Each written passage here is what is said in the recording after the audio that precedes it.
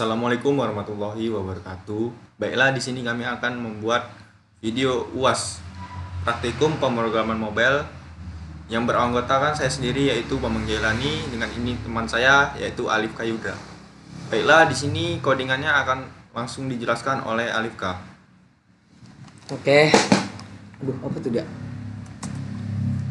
Oke, di sini saya akan menjelaskan yang paling pertama itu ada beberapa file. Di sini ada file app, file komponen, file konteks, terus ada file service. Nah, di sini saya akan jelaskan satu-satu mulai dari atas. Yang paling pertama itu ada file product. Nah, yang produk ini ada ID TSX. Nah, ini untuk kan kita disuruh di situ pada soal menggunakan dummy API. Nah, dummy JSON. Jadi kita menggunakan ID TSX ini untuk supaya dia banyak yang menggunakan, kayak contohnya duitnya menggunakan duit Indo, jadi mata uangnya jadi rupiah, dan lebih realistis lah, tidak menggunakan dummy lagi. Dan ini beberapa codingan CSS-nya. Nah, ini untuk bagian wishlist. Terus di sini juga menggunakan view text.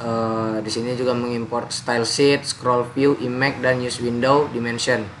Nah, nanti use window dimension ini akan dijelaskan oleh Bembeng di bagian output.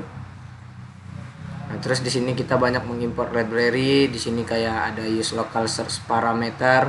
Nah, ini dari export router, save area view, ini React Native, terus Uni-icon. Nah, ini untuk vektor iconnya. Terus ini ada app bottom dan seterusnya. Sini kita menggunakan formatnya format rupiah, dan kita juga mengimport. Di sini ada product API status. Nah, dari types product. Kita lanjut aja ke layout. Nah, layout ini kita untuk menjaga pengguna agar wajib login sebelum bisa mengakses aplikasinya. Nah, jika dia belum login, jadi dia nggak akan bisa masuk ke halaman login. Nah, kalau sudah login, dia akan bisa masuk ke dalam login. Dan sebelum kita register itu, kita kan disuruh register dulu sebelum memiliki akun. Jadi setelah register, kita akan diarahkan lagi ke halaman utama. Nanti bakal dicontohkan juga sama Bambang bagaimana simulasinya. Pokoknya ini komponen ini untuk menjaga supaya user tuh wajib login sebelum bisa mengakses menu utama. Jadi inilah dia beberapa codingannya. Kita menginput di sini ada beberapa library kayak React, kayak View, terus ada stack, status bar, terus wishlist, providernya juga kita input di sini. Terus lanjut ke file index. Di sini ada file index ini cuma untuk berfungsi sebagai gerbang pengalihan, kayak udah login atau belum login. Nah, jika udah login kita akan kembali ke tabs, halaman tabs tadi. Terus jika belum login kita akan kembali ke halaman login. Nah, ini singkat aja, langsung aja ke halaman login. Nah, di sini kita mengimport ada banyak jenis. Di sini ada view, text, style sheet, keyboard, folding view. Nah, ini biar keyboard tuh nggak ngemakan 50% dari layar dan tidak mengganggu user untuk ngetik. Terus ada platform, scroll view, dan image. Nah, di sini ini ada from React Native. Nah, jadi kita mengimport ini semua dari React Native. Terus kita mengimport use router, save area view, input file, terus app button, terus use out. Nah, ini untuk tampilan di situ biar tidak mengganggu apapun setelah kita ngetik. Nah, terus ada halaman login. Nah, ini nih untuk menggunakan akun simulasi dari dummy.json. Nah, contohnya username-nya emails dan passwordnya emailspass.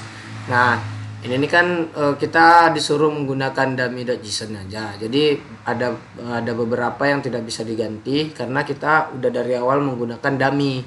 Jadi ya udah, kita maksimalkan apa yang ada dari dummy-nya aja. Cuman yang bisa diganti di situ kayak mata uang.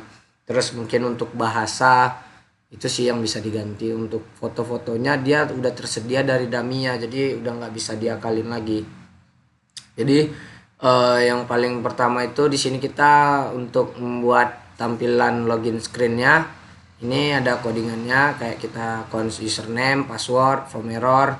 Jadi form error nih kalau misalnya dia salah, dia bakal balik lagi ke tampilan awalnya. Ini untuk beberapa isi dari CSS-nya. Terus lanjut aja ke register. Nah, register ini kita menginput hal yang sama. Di sini ada view text, style sheet, scroll view, keyboard unfolding view, terus ada platform. Nah, ini juga menggunakan React Native. Terus kita mengimport ada banyak tadi kayak use router, save area view, union icons, terus ada input file, terus ada pp button dan register request. Nah, ini untuk from state-nya ini kita untuk di halaman register kita menggunakan nama, email, username, password dan konfirmasi password. Terus ada interface-nya ini kita menggunakan form errors, name-nya itu string, pokoknya semuanya menggunakan string karena tidak ada yang menggunakan angka. Nah, di sini codes emailnya. Terus ini halaman daftar akun, ini validasinya wajib.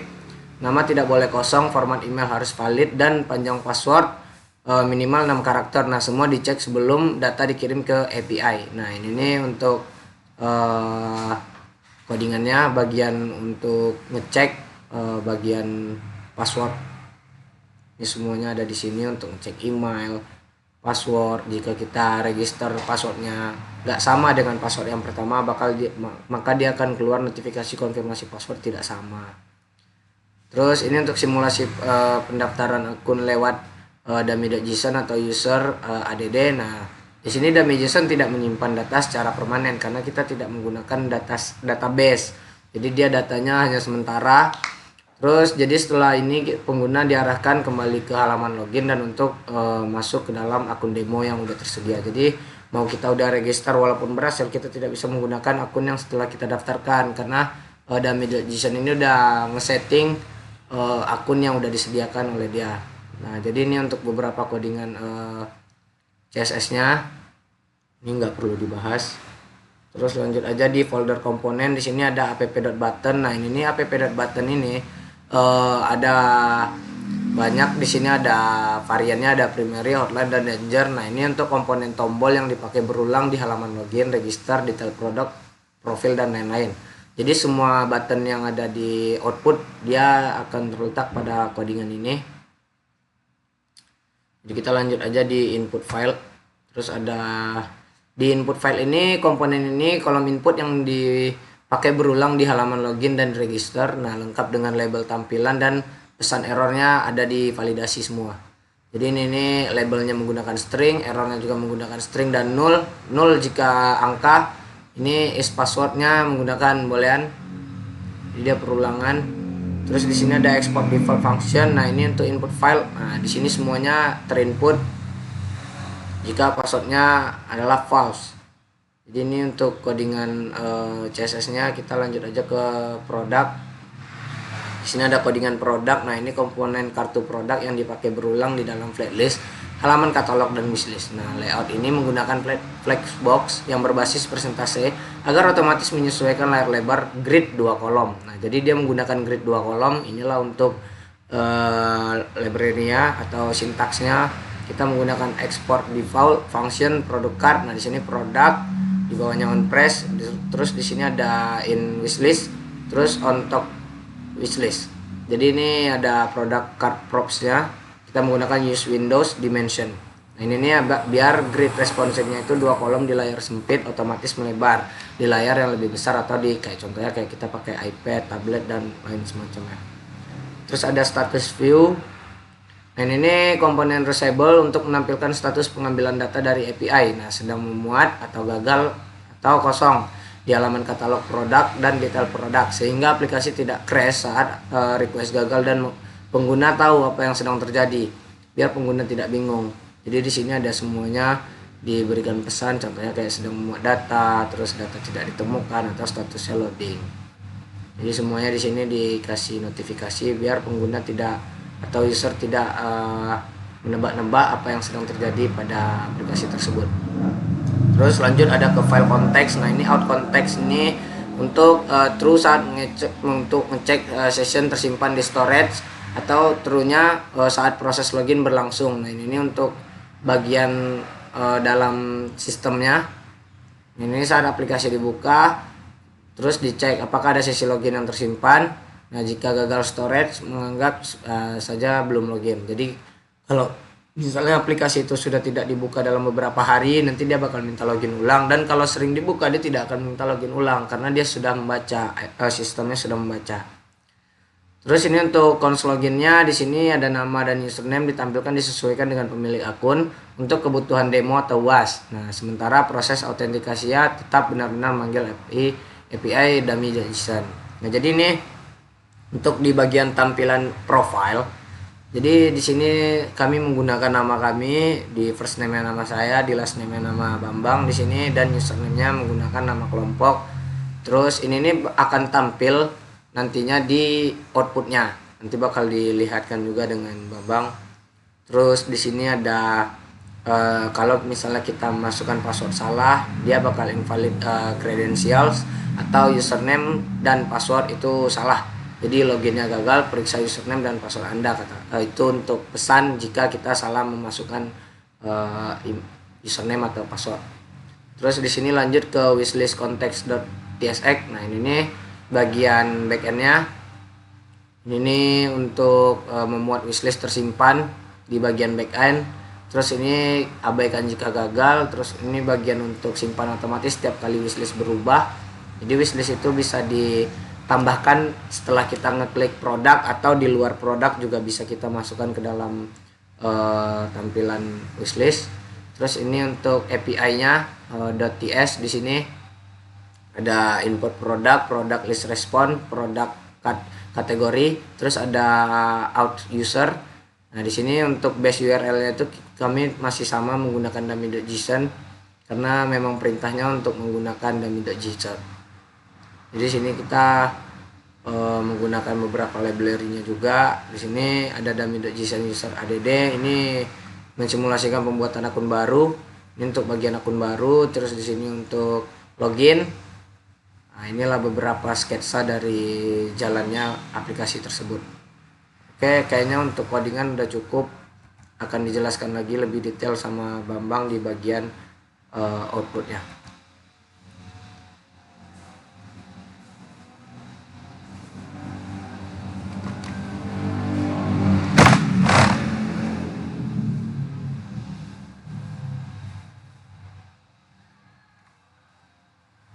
Baiklah, di sini saya akan melanjutkan untuk menampilkan outputnya. Di sini kita coba scan dulu barcode-nya.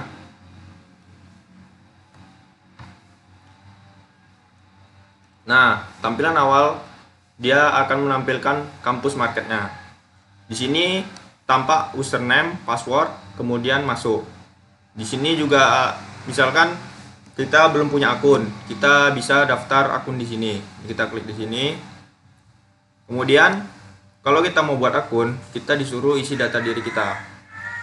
Yang pertama kita disuruh untuk masukkan nama lengkap, email, username, password, dan konfirmasi password. Jika sudah terisi semuanya, kita bisa mengklik daftar. Berhubung kami sudah memiliki akunnya, jadi kami langsung saja masuk ke akunnya. Di sini kami masuk ke email kami dulu.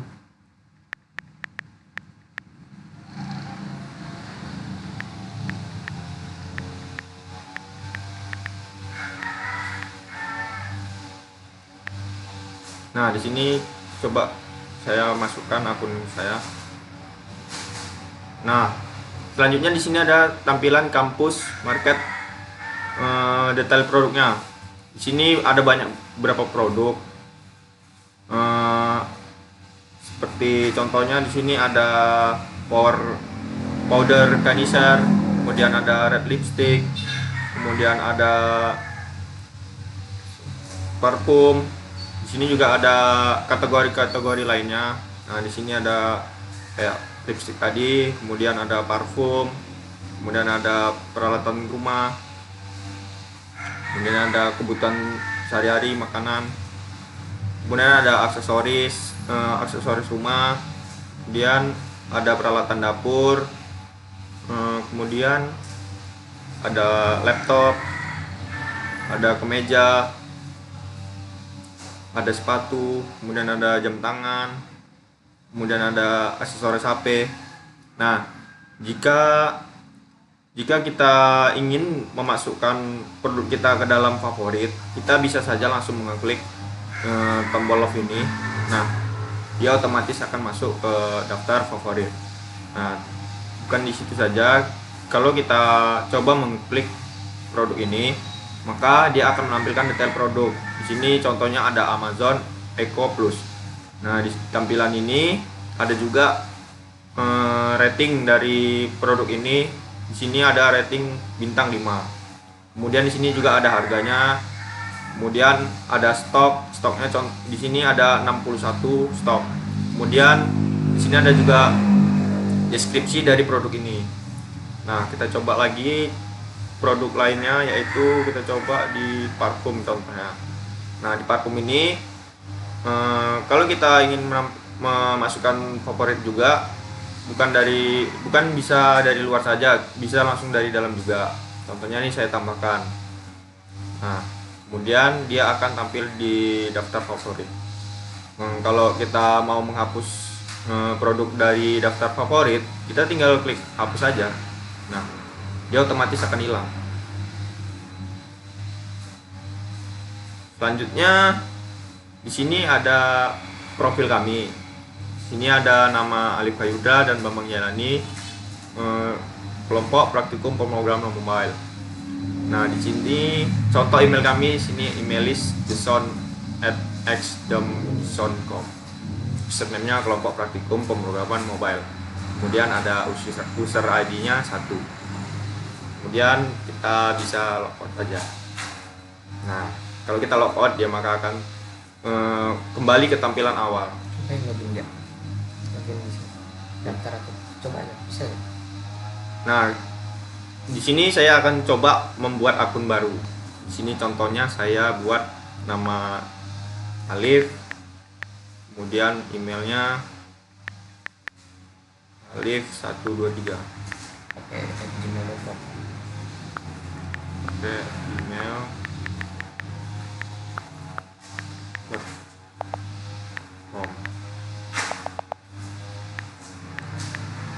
Kemudian username-nya sebut aja Alif. Kemudian paspornya.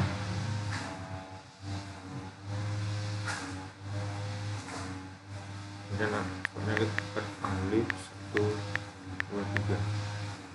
Nah, ini kita konfirmasi paspor juga. Kalau aku nggak bisa login nanti yang penting ininya. Nah, jika sudah terisi data diri kita langsung saja masuk ke daftar. Nah, akun sudah berhasil. Nah, kita coba masukkan dulu.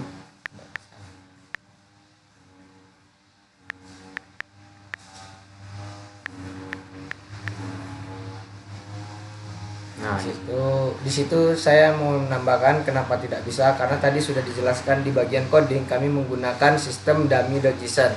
Jadi dia tidak bisa menambahkan akun apapun dan tidak bisa merubah apapun. Jadi kami akan login itu tetap sesuai dengan akun yang sudah disediakan, tetapi di situ kami bisa mencoba untuk fitur daftar di sini itu berjalan atau tidak. mungkin itu saja presentasi UAS praktikum pemrograman mobile kami. Kami kurang lebihnya kami mohon maaf. Saya akhiri, wabillahi taufiq walhidayah. Wassalamualaikum warahmatullahi wabarakatuh.